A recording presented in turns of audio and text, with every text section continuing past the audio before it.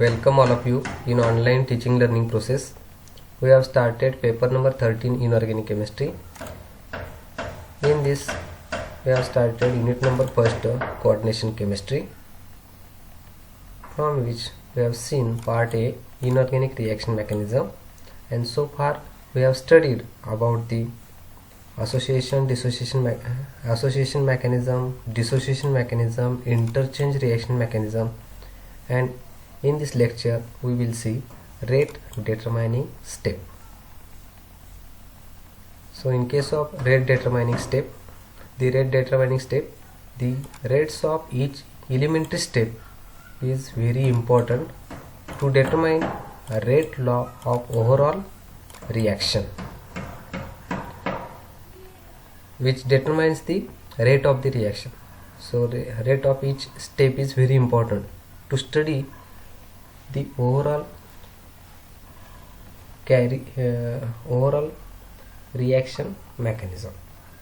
So the slowest step in a reaction mechanism is called the rate determining or rate limiting step.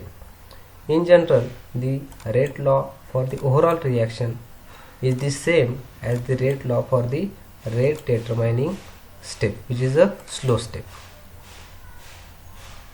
So in case of rate determining step, reactions can occur in more than one step, and it is the slowest step which determines the rate of the reaction.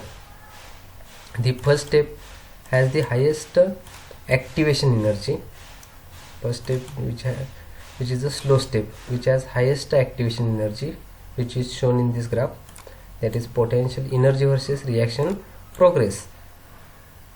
So first intermediate, which is formed in first step, which is a slow step, which is having highest activation energy. In second step, which is a fast step, which have low energy of activation.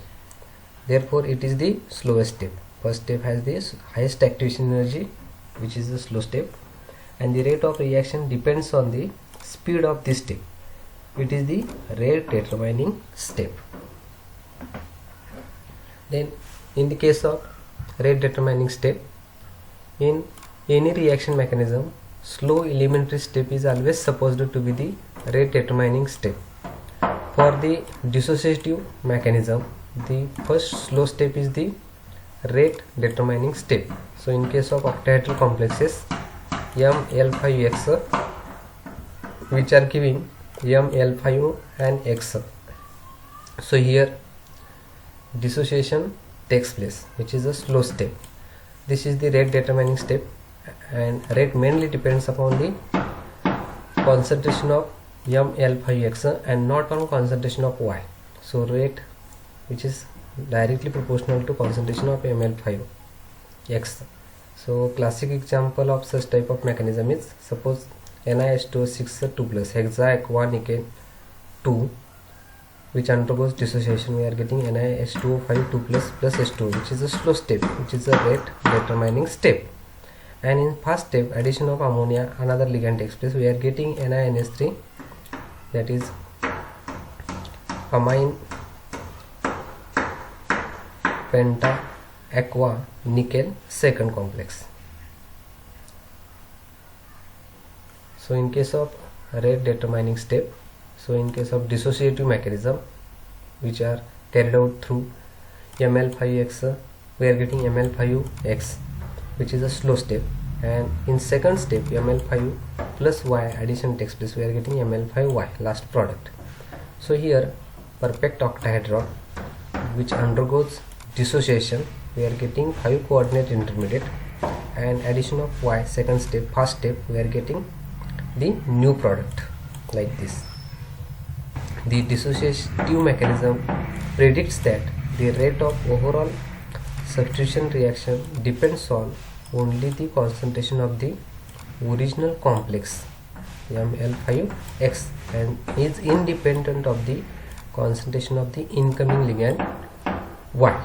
So overall rate, that is rate determining step first. So overall rate K1 times concentration of ML5X. So this is the dissociative mechanism in which overall rate of the reaction. For the associative mechanism, formation of ML5XY intermediate, that is association of complex with incoming group by bond formation, is the rate determining step. So here MLNX plus Y. So association is important. Undergoes slow rate determining step. We are getting intermediate MLNXY. Here rate will be depending on both the complex as well as incoming ligand Y.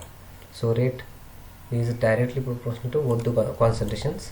So in case of square columnar complexes, experimental observations support the associative rate determining step.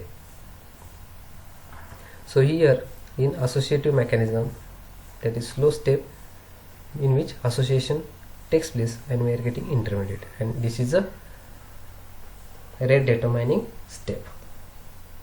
So in case of associative mechanism, ML5X plus Y slow, we are getting ML5XY, and in second step ML5XY we are getting ML5Y plus X. So here perfect octahedron in which incoming Y ligand takes place, which is undergoing slow step, we are getting 7 coordinate intermediate, and in second step faster dissociation of X takes place, we are getting perfect octahedron with another ligand Y. So rate determining step, slowest step is the collision between the original complex AML5X and incoming ligand Y to produce 7 coordinate intermediate ML5XY. So here rate is directly proportional to both the concentrations.